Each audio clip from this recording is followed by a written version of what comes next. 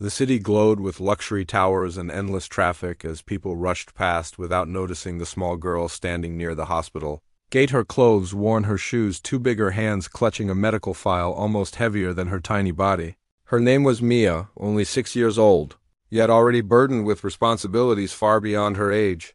Inside the hospital, her mother lay weak and pale, fighting a disease that required money they did not have. Mia did not cry, she simply waited, believing that kindness could still exist in a world that often ignored children like her.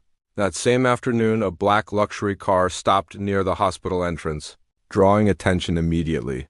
Its doors opened and stepped out a man surrounded by assistants, his presence commanding silence. His name was Alexander Varenne, a legendary PDG whose wealth was measured in billions and whose heart was known to be colder than steel. He was there to inaugurate a new medical wing funded by his company. Cameras flashed, reporters smiled, applause followed him wherever he walked. Yet Alexander felt nothing. Success had long lost its flavor. As he walked toward the entrance, his gaze accidentally met Mia's. Something strange stirred within him, a discomfort he quickly dismissed. Mia approached him timidly, her small voice barely audible, asking if he could help her mother. The security tried to push her away, but Alexander raised his hand, curious despite himself. He knelt slightly to her level and asked about her situation. Mia explained with innocent honesty that her mother needed surgery, that she had tried everything, and that she was willing to work or give back the money someday. Alexander felt an unfamiliar tightening in his chest. Perhaps pity, perhaps guilt. Without thinking too deeply, he ordered his assistant to donate $1 million to cover all medical expenses. The reporters praised his generosity. Headlines were already forming. Mia looked at him with shining eyes and thanked him repeatedly, holding onto his coat sleeve for a moment longer than necessary. Alexander gently freed himself and walked away, unaware that the moment would haunt him forever. The surgery was a success. Mia's mother survived, but fate had its own.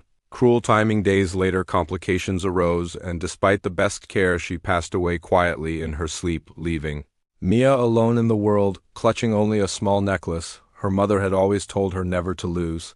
A half-moon pendant with a tiny engraving inside. Devastated yet composed, Mia was sent to an orphanage, where nights were cold and loneliness louder than hunger. Alexander returned to his empire. Deals closed, profits rose. Yet a strange emptiness followed him. He found himself thinking about the little girl more often than he wanted to admit. Months passed. During a charity gala at his mansion, children from various orphanages were invited. Laughter echoed through halls usually filled with silence. Alexander walked through the crowd politely until he froze. Standing near the window was Mia, older, quieter, wearing the same necklace. When she saw him, recognition flashed in her eyes. She smiled softly and called him Monsieur. Alexander felt his heart skip. He spoke with her again, learned she had no family left.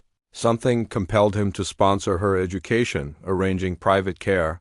Telling himself it was charity, nothing more. Time passed, and Mia grew into a gentle, intelligent child, while Alexander unknowingly grew attached, watching her achievements, attending her school events from a distance, still refusing to question why she felt so important to him. The truth waited patiently, hidden in the past, years earlier.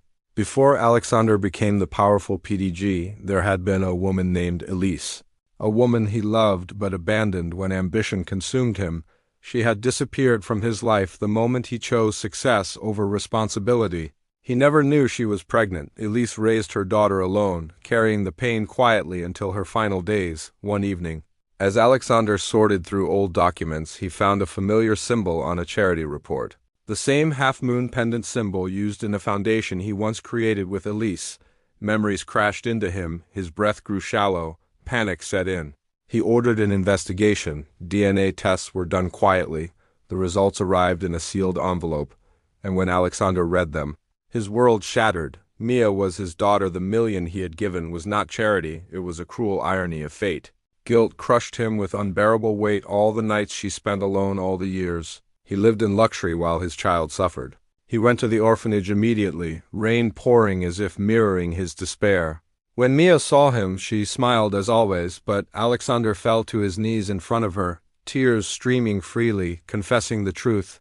Telling her he was her father, Mia listened silently, her small face unreadable. Then she asked a question that broke him completely, asking why he hadn't come earlier. Alexander had no answer. He took her home, not to the mansion, but to a simpler house, choosing presence over power for the first time in his life. Rebuilding trust was slow, painful, filled with silence and tears. Mia did not reject him, but she did not call him Papa either, not at first. Alexander learned how to cook, how to read bedtime stories, how to apologize without excuses. Wealth became meaningless compared to earning a child's trust.